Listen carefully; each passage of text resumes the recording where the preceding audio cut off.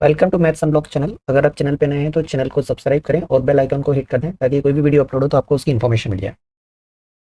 Welcome. इस video में हम वर्ड प्रॉब्लम को लीनियर इक्वेशन में कैसे कन्वर्ट करते हैं वो सीखेंगे।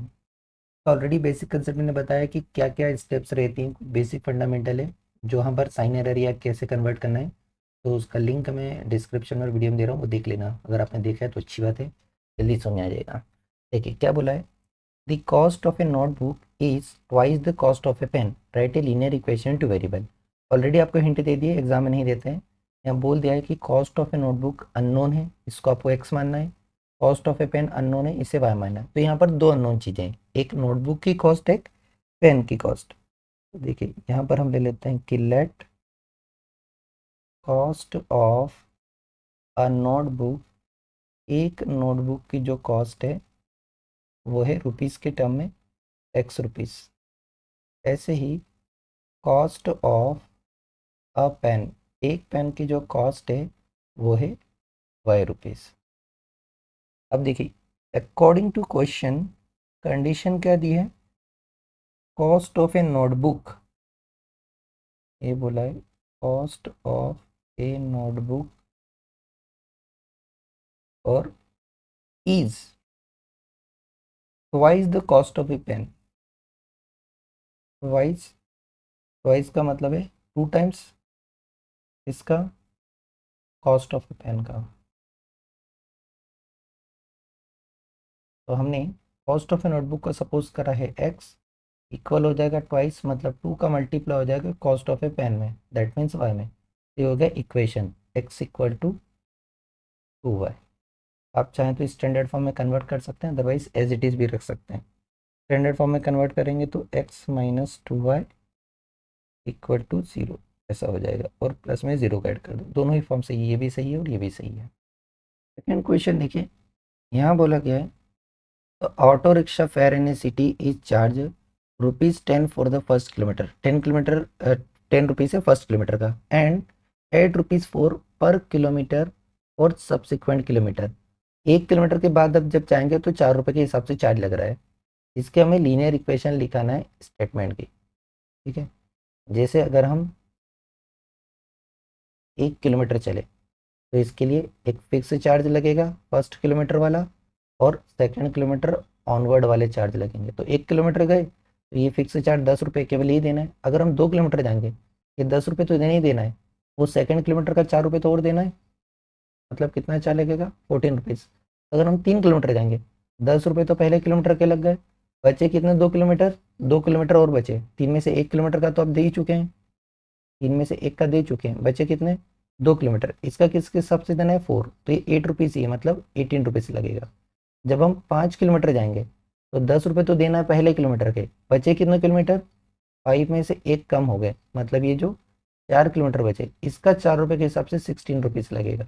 ठीक है, मतलब ये ₹26 इस तरह से चार्ज लग रहा है। तो यहाँ पर एक पैटर्न बन रहा है आपका।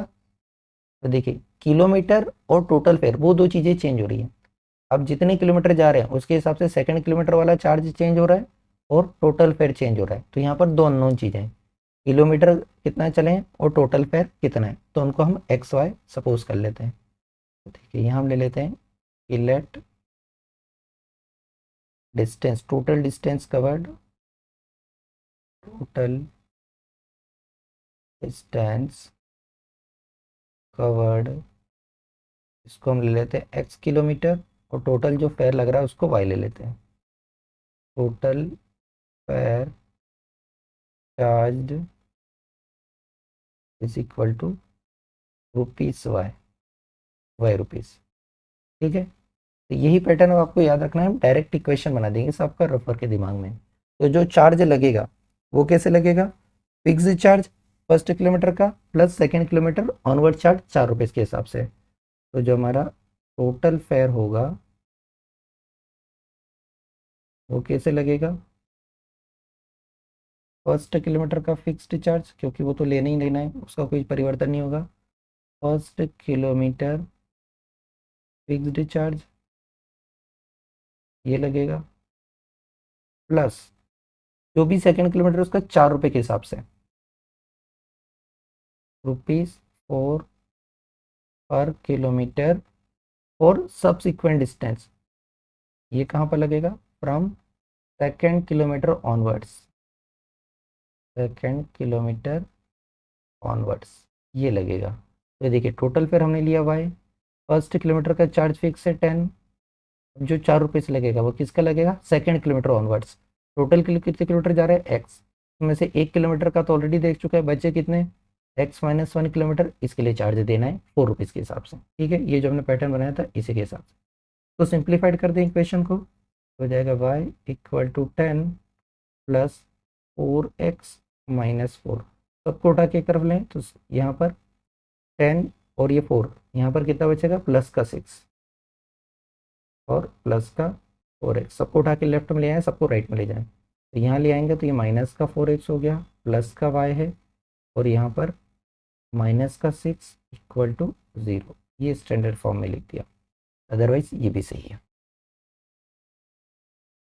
नेक्स्ट देखिए, क्वेश्चन को ध्यान से पढ़ते क्या दिया है, lending library has a fixed charge for the first 3 days, 3 दिन का चार्ज फिक्स है लाइब्रेरी में, and additional charge for the day thereafter, after 4th day अगर आपने 3 दिन तक रखा तो फिक्स चार्ज दे देना है, चौथे दिन से चार्ज एक्स्ट्रा हो जाएगा पर डे के हिसाब से। यहाँ पे देखिए आरुषि ने पेड करा है 27 रुपीज़, कितने दिन बुक रखे उन्हें, 7 डेज के लिए। तो हमें इसकी लीनियर इक्वेशन लिखना है, ऑलरेडी दिया है आपको, फिक्स चार्ज को एक्स से सपोज करना है और जो पर डे चार्ज लग रहा है उसको वाई सपोज करना है। ठीक है, यहाँ पे लिख लेते हैं कि let fixed charge, fix charges कितने दिन के लिए, फर्स्ट 3 डेज के लिए, और फर्स्ट 3 डेज ये है इक्वल टू एक्स, और additional charge there after after 4th day से, additional charge from 4th day onward, 4th day onward चौथे दिन से लगना शुरू होगा, 3 दिन तक नहीं लगेगा।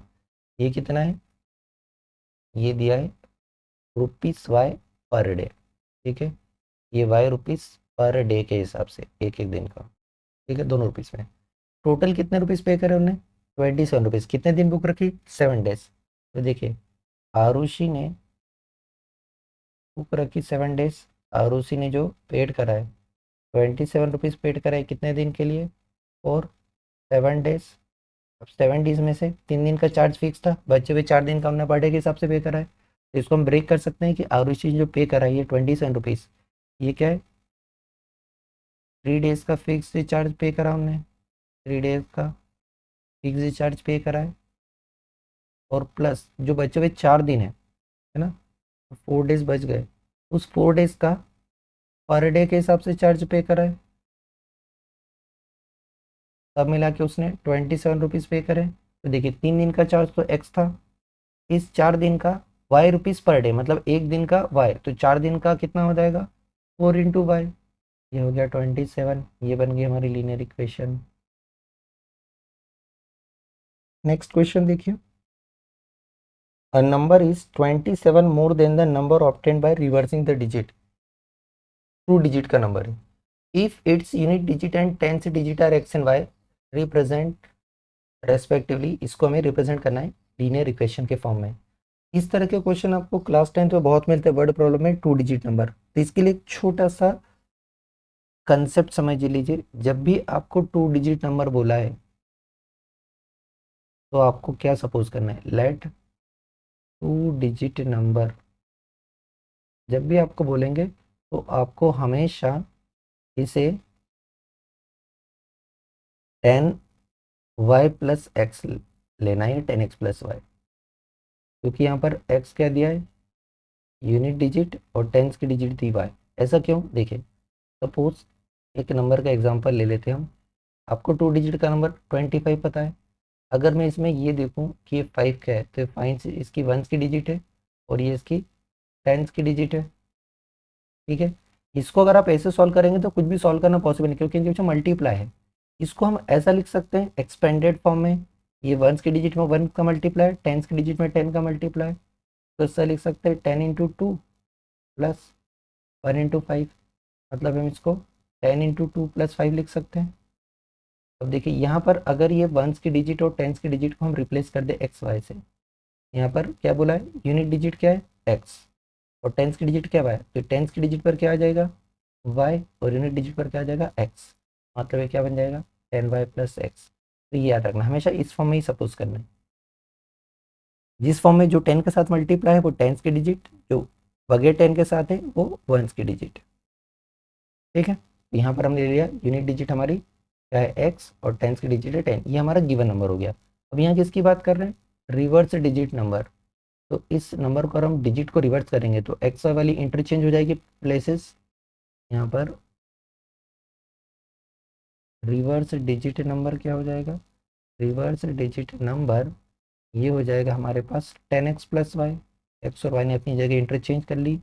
अब यहाँ पर क्वेश्चन में कंडीशन दी वो हम लगाते हैं, अकॉर्डिंग टू क्वेश्चन जो नंबर है is 27 more than the number obtained by reversing digit number. तो जो हमारा गिवन नंबर है, given number is 27 more then reverse digit number, reverse digit number ये हमने मैथमेटिकल फॉर्म में लिखा। तो गिवन नंबर था हमारा 10y + x, ये इक्वल हो जाएगा 27 plus reverse digit number which is 10x + y।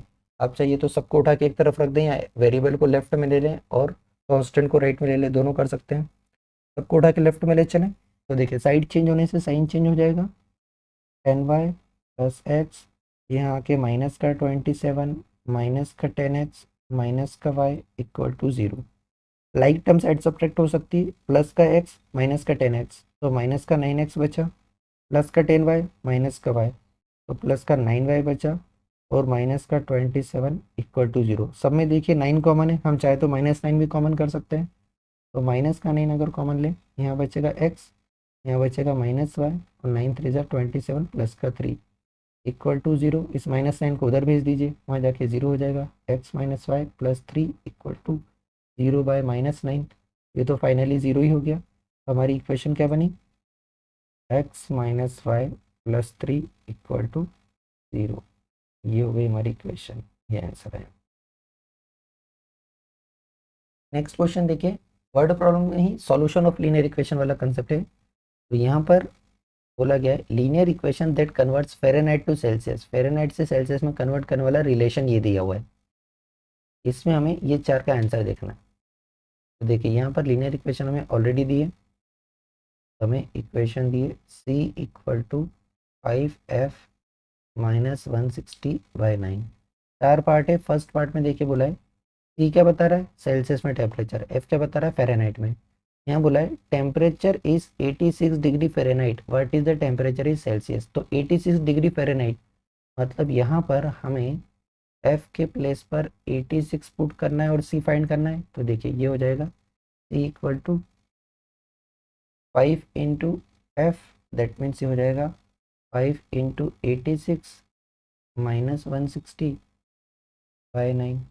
Multiply कर लेते हैं 86 का 5 में, ये हमें मिल जाएगा 430 - 160/9। और उसके बाद इस 430 में से 160 को अगर माइनस कर लें, ये हमें मिलेगा 270/9। 9 से डिवाइड हो सकता है 3 टाइम्स, दैट मीन्स यहाँ पर हमें सी क्या मिल गया 30, मतलब 30 डिग्री सेल्सियस हो गया। सेकेंड पार्ट में देखिए ये बोला if the temperature is 35 degree Celsius what is the temperature in Fahrenheit. तो यहाँ पर हमें सी की वैल्यू दे दी है 35 डिग्री सेल्सियस और हमें एफ फाइंड करना है। तो यहाँ पर हम पुट कर देंगे सी के प्लेस पर 35। तो देखिए ये हो जाएगा 35 इक्वल टू 5f - 160/9। 9 को ट्रांसपोज करें मल्टीप्लाई हो जाएगा, तो 35 × 9 इक्वल टू 5f - 160। 35 × 9 मल्टीप्लाई कर लें, ये हो जाएगा 315 में 35 माइनस करके 315। इस -160 को ट्रांसपोज करेंगे इधर आके प्लस का 160 इक्वल टू 5f, तो 315 में 160 को ऐड करेंगे, ये बनेगा हमारे पास 475। इस 5 को ट्रांसपोज करिए, वहाँ मल्टीप्लाई, यहाँ डिवाइड में 475 को डिवाइड कर लेते हैं 5 से, ये 95 टाइम्स डिवाइड होगा। तो यहाँ से हमारा एफ मिल गया 95 फ़ारेनहाइट में, तो 95 डिग्री फ़ारेनहाइट। यहाँ देखिए बोला है if the temperature is 0 degree Celsius what is the temperature in Fahrenheit. अगर यहाँ सेल्सियस है तो फ़ारेनहाइट में कितना होगा। तो यहाँ 0 डिग्री रख के फ़ारेनहाइट निकालें और फिर फ़ारेनहाइट में 0 रख के सेल्सियस निकालें। तो रिलेशन है हमारा C equal to 5F minus 160/9। दो पार्ट में सॉल्व हो। पहले पार्ट में हम C के प्लेस पर 0 रख दें, तो यहाँ पर हम पुट करेंगे C के प्लेस पर 0, तो हो जाएगा 0 इक्वल टू 5F माइनस 160/9। 9 इधर आके 0 से मल्टीप्लाई होके 0 ही होना है। ये बचा 5F माइनस 160, ये तो 0 हो गया। 160 इधर आके प्लस का 160 इक्वल टू 5F, 5 को भी ट्रांसपोज कर दीजिए, 160/5 इक्वल टू F डिवाइड कर लीजिए, तो हो जाएगा 5 3 जा 15, 5 2 जा 10, ये F। तो फ़ारेनहाइट में कितना हो गया 32 डिग्री फ़ारेनहाइट। ऐसे ही हमें जब फ़ारेनहाइट में 0 है तो सेल्सियस में निकालना है। नेक्स्ट देखिए अब हमें क्या करना है, यहाँ पर अब हमें फ़ारेनहाइट पे 0 रखना है, ठीक है, और सेल्सियस फाइंड करना है। यहाँ पर हम 0 रख देते हैं, तो C हो जाएगा 5 इंटू 0 माइनस 160/9, हो जाएगा 0 माइनस 160/9। देखिए ये हो जाएगा माइनस 160/9, ये सेल्सियस में मिल रहा है, तो जो भी आंसर आएगा वो नेगेटिव आएगा, बिकॉज ये एक नेगेटिव रेशनल नंबर है और डेसिमल में ही जाने वाला है, ठीक है, क्योंकि ये तो नॉन नेगेटिव मिलेगा। हो जाएगा 17.7 और आगे 7 7 बहुत सारे, तो हम राउंड ऑफ में यहाँ पे लिख देते हैं, ये हो जाएगा आंसर। नेक्स्ट वाला पार्ट देखिए क्या बोला, what is the numerical value of the temperature which is same in both scale. दोनों में सेम स्केल होना, सेम होना चाहिए दोनों स्केल में, मतलब सेल्सियस फ़ारेनहाइट दोनों सेम होना चाहिए। तो सेल्सियस फ़ारेनहाइट दोनों को हम एक्स के इक्वल कर लें, जो हमारा रिलेशन दिया है C equal to 5F minus 160/9। यहाँ दोनों के प्लेस पर एक्स रख के कैलकुलेट करते हैं हम कि एक्स की क्या वैल्यू, और वही चेक हो जाएगा कि क्या सेम वैल्यू है। तो यहाँ पर हम दोनों के प्लेस पर एक्स रखें, यहाँ पर हम पुट कर देते हैं CF दोनों ही एक्स, तो हो जाएगा x equal to 5x minus 160/9। 9 को ट्रांसपोज करा, इधर आके मल्टीप्लाई हो गया, 9x equal to 5x minus 160। X की वैल्यू चाहिए, 5x को ट्रांसपोज करा, इधर प्लस, इधर आके माइनस इक्वल टू माइनस का 160। 9x में से 5x माइनस हो गए तो 4x बच गया इक्वल टू माइनस 160।